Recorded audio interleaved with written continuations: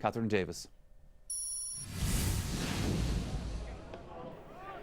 Laois were hoping the return of the talented Zane Keenan after a year out of the sport with a serious leg injury would inspire them to their first victory over Wexford at Portlaoise for 25 years. Wexford manager Colin Bonner made several changes in an attempt to fire up his charges, and it seemed to have the desired effect as Colin Farrell found the range after 90 seconds. Wexford already showing the determination to keep their record at Portlaoise intact.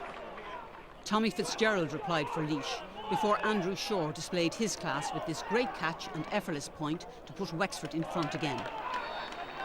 Wexford were finding the range from all angles, and Dermot Ling's sideline cut and point was indicative of a side hoping for better days.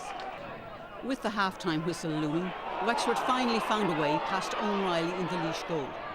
Peter Atkinson's run decisive as he put his side 5 points up.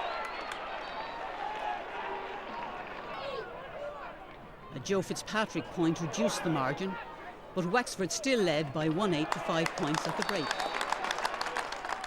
Wexford started the second half strongly and added 4 points before Laois sprung to life. Owen Costello finally opened their scoring,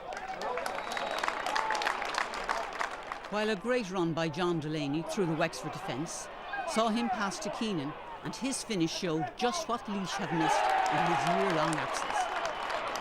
Wexford responded with points from Ling and Rory Jacob before Owen Quigley completed the Wexford tally with this effort out on the right.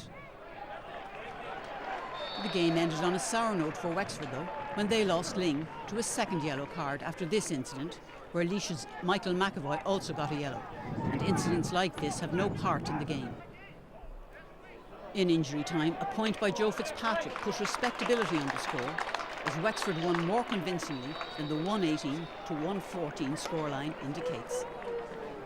We knew when the league was drawn up that this was going to be a very important game, and we were building towards it. And to be fair to our lads, they played with great purpose today and great team spirit, and it's always hard to come to Portlaoise.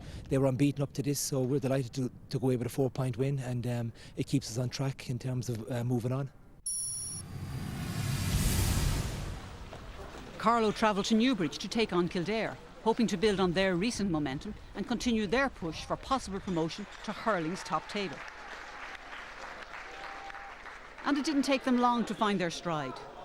Craig Doyle cracking home this fine goal to send them on their way.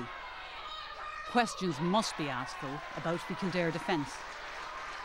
And the scoring came easy to Carlow in the opening quarter. This point from centre-back Owen Doyle typified their efforts. Kildare struggled, and this Mark Maloney point was a rare first-half highlight as Carlow led by 8 points at the break, 1-8 to 3 points.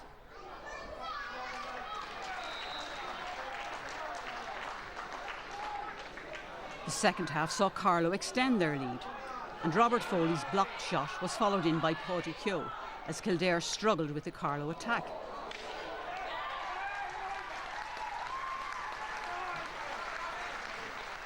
And then a mini Kildare revival. Goals from Mark Maloney and this one from David Carter brought the deficit back to just 6, 2-11 to 2-5. But Carlow held their nerve, and Robert Foley's strength and skill secured their third goal, and with it the vital league points. The full-time score, Carlow 3-14, Kildare 2-5. You know, you tend to get ahead of yourselves and you start reading papers and listening to people. You start thinking you're better than you are all of a sudden, and thinking you don't have to work as hard. But to be fair, you know, we did it. They worked very hard earlier on and we picked it up, and I was very frightened to start the second half, particularly knowing Kildare are going to come very hard at you, and they're working very hard, and you'd know the fitness levels looking at them. But very happy to get through it, and we're still in with a shout here for this league. So that's how it worked out in those two